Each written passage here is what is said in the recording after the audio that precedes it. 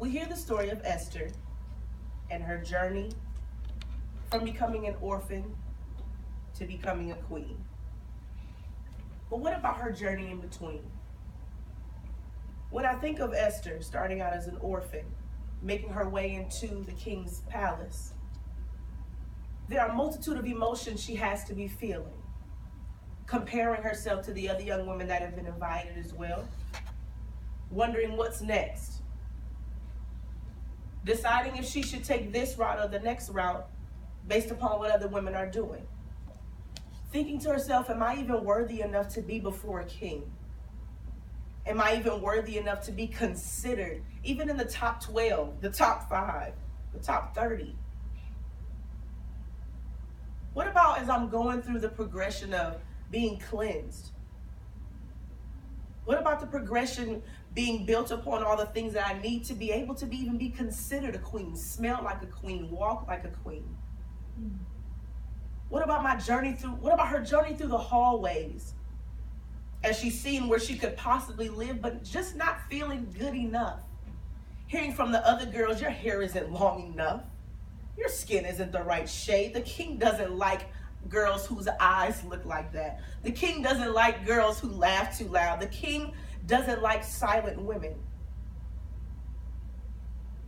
And so Esther stood in herself and became the queen she was meant to be.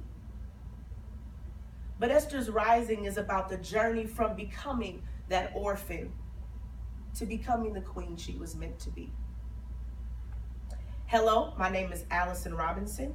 I am a purpose and empowerment coach, upcoming author, and currently teach in the Baltimore City School District. I help youth and young women ages 18 to 30 who are looking for love and searching for purpose to step out of their box, where people told them what they weren't supposed to do, so that they can begin to walk in the freedom of knowing what they were created to do. But it hasn't always been this way for me. For a long time, I lived the life that someone else had dreamed up for me. I was being defeated by barriers set up to distract me and to harm me, and living a life of total pain and emptiness. Then one day God asked me, who would you be if no one complimented you, told you how good you were at something, or suggested who you should be? And I couldn't answer that question. In that moment, I realized that I had become a person that I had no say-so in. I realized that I didn't have to live that way anymore. So I decided to live every day according to the purpose God had given me, and not the one others in family and society gave me. So today, here I stand, full of joy and the peace of God, knowing who I am and having access to the power that lives within me. Not only have I grown personally, but after 90 days in Propel 2.5, the activated PowerSpeaker, I have also developed professionally and am preparing to expand my own personal ministry of speaking into an organization called Esther's Rising.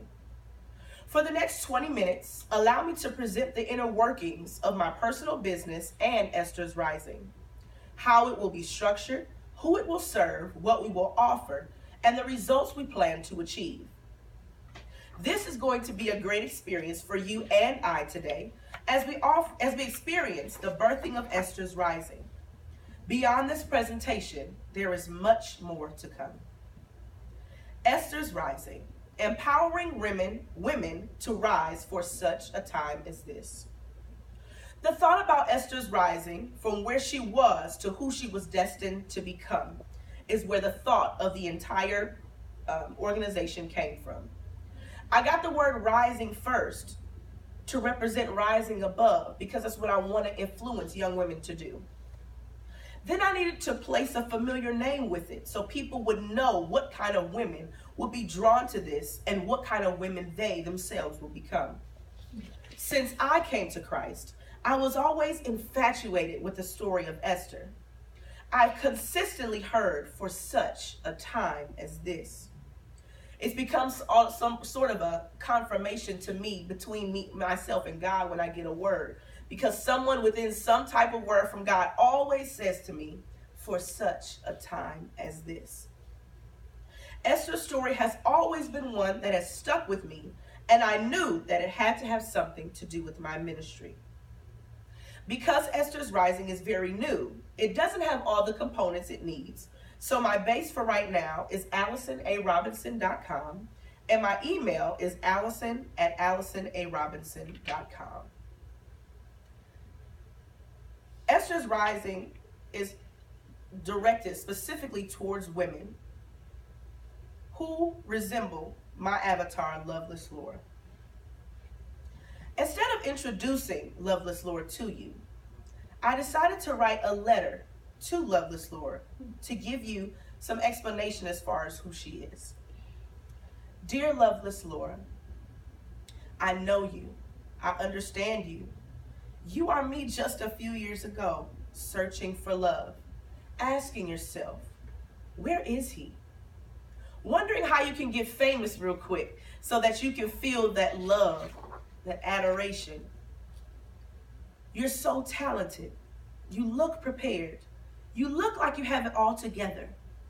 But can we be real for a moment? Behind the scenes, you're just as tore up as the rest of them. But you know how to put on a good face, though. You know how to be so many people to so many people.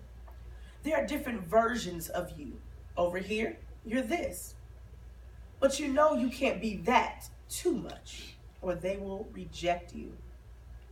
You have so many masks, you've invested in a bag to carry them all around because you never know which one you'll need for that day. You're terrified of rejection because you've been rejected by someone close. You've always felt like you never fit in, but you try so hard to. That's why no matter what mask you're wearing and what group you're with, you always feel alone. You sometimes sat up with friends and secretly said to yourself, I feel so alone. But you wore that mask, girl. The moment you felt any type of rejection coming, though, you ran. That's why your circle of friends is changing all the time and why you can't even say who you really trust, because the truth is, you trust no one. Now, don't get me wrong. Those who rejected you were wrong for what they did and what they said. But you hold on to it like it's your lifeline. You hold on to it so you can remember the pain and recognize that rejection if it comes up in that form again. You want to hold on to it because it gives you an inner excuse as to why you are the way that you are. You want to hold on to it because it gives you an excuse as to why you do the things you do. Letting go is a foreign concept to you because you want to remember. You're always in your head wondering what if, causing yourself to relive that rejection over and over just to feel justified for holding on to it. You're looking for real love, but it's in all the wrong places. That man or woman isn't going to fill that void. You cannot live through that man or woman to find your purpose. They don't have it. But I do want you to know something. The real you has been in you all along. Through all the mask wearing, people pleasing, drama, etc., she has been there. The real you. The one that was shaped and formed for a purpose. The one who will set others that are loveless free. The one who will bring light to dark places in other ladies' lives. You were born to be great. Your masks don't show it. Your actions to make people love and adore you don't show it, but you carry your own light. So what do you say? You want to live life outside the box you've placed yourself in? How about stepping out into the light? How about tapping into who you were really born to be? How about letting your true light shine for those in darkness to see? How about knowing what real love is and never having to do anything to earn it? Through Esther's Rising, I will help Loveless Laura to step into her own light and out of darkness in her box. And in her rising, empower others to rise up and out of their boxes as well. The solutions that I have to offer Loveless Laura are one-on-one mentoring program, personal journals, webinars, and conferences. Like Loveless Laura, I too have failed and fallen short in the area of becoming someone I was not, and dimming my own light because of what others had to say and who others thought I should become. She is who I was throughout my past. I can remember moments where I was switching my mask to fit in with those around me. I can remember moments where I wanted to completely give up and walk away because of what was happening around me, like teaching, ministry, and in relationships, including with my own mother. I remember when she told me that she was tired of giving up her dreams for me and my sister. And in that moment, I felt like my life wasn't worth anything because the woman who had raised me, used to celebrate me, was now tired of me being around because I was now being identified as her dream killer. I can remember thinking, I didn't ask to be born. I didn't tell you to lay down with my father. I didn't even tell you to keep me. But her words continued to haunt me, break me down, and break down our relationship for the next few years to come. But even in the midst of the pain, I've still experienced moments within my life where God has shown me who I am and what He's given me. He's given me the gift of song. He's given me the gift to work with youth. He's given me the gift of words to speak to others. And what I know I do better than anyone else is encourage people at their low moments. There's something in me that just won't let someone fail or let someone give up on themselves. I encourage them in that place and have them to lift their head and look to the place God wants to take them. Sometimes I do it by speaking things into existence and pretending that I'm there in that space with them. I build people up, which is why I can relate to and help my target audience and Loveless Laura. These are the reasons I am so passionate about Esther's Rising. It was born out of restraint and transparency. Through my creative products and services, I will address, meet, and solve Loveless Laura's biggest issues of trying to find who she is in a world where everyone is trying to provide her with an identity. I'll offer one-on-one mentorship for young women to help assist and guide them through life's challenges and to be a positive role model for them. I'll offer short and straight to the point vlogs for young women about loving yourself, being sexually pure, and living out your purpose. I'll offer events on campus at upscale venues to have real talk discussions expressed through art, music, and dance. And I will also host mini conferences. One of the major benefits that Loveless Laura will benefit from Esther's Rising is the ability to have someone there with her, walking her through the beginning phases of her journey. Loveless Laura is always searching for some type of mentor to help her in her areas of life that she hasn't experienced before because of the not so great relationship with her mother. Another major benefit that Laura will gain from Esther's Rising is a greater understanding of self-worth and her purpose, so that when others come along to tell her who she is and what she should be doing, she won't be swayed. To promote my It to my Who, I will have social media campaigns, 30-minute mentor or girl talk calls, flyers around campuses and in town, and also text blasts because I know that my avatar and my target audience love to text message. Here I have my sales funnel. So the free opt-ins or the free items will be a free chapter of my book, Where Are My Panties, vlogs, and 30-minute girl talk sessions that they'll sign up for at the opt-in on my website. For $12 to $50, we have my Where Are My Panties book, a Rise magazine, which discusses the women who have risen above a lot of their circumstances, and just to let young women know that there are other women out there who are becoming all they can be without having to degrade themselves or downgrade who they are in society. I'll have an introductory webinar and an interactive journal, because one thing I discovered about my target audience is that they love to write and that they love pretty journals. I know myself, I buy a lot of journals. They may not all be filled, but I like to buy journals because sometimes I just feel the need to write. For $50 to $350 will be the intensive webinar, which will be 8 to 10 weeks, workshops, seminars, as well as speaking engagements. For $39 to $99, I offered a tier registration for the Beauty for Ashes conference. And then for $297 to $497, I offer group coaching and one-on-one mentoring. So as of today, I have 23 contacts. My website for now is AllisonARobinson.com. I chose MailChimp as my customer management system because I enjoy the templates they have available for you to use when you're designing your email structure.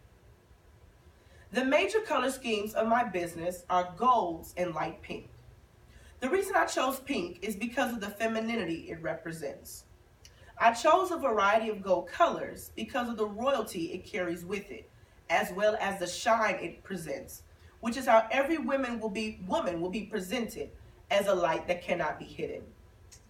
The symbol that represents Esther's rising is a crown above a woman's head. The reason it isn't placed on her head just yet is because Loveless Laura and the target audience aren't where they want to be, but are on a journey to become her.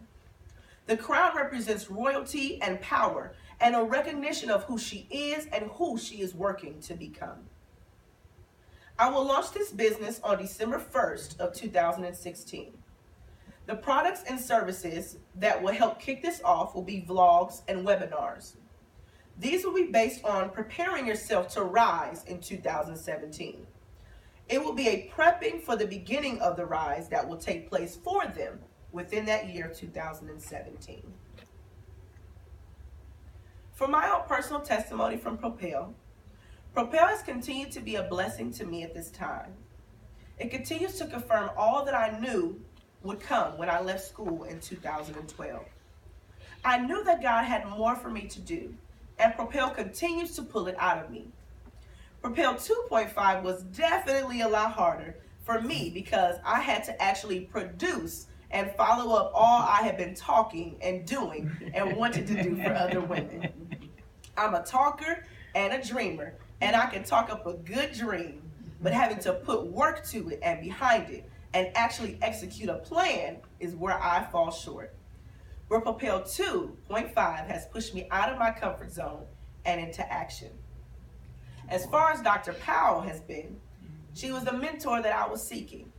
I have been telling my husband for months that I needed a mentor. I can remember searching up different types of women on the internet. I can remember sending them messages on Facebook knowing that they would never see them.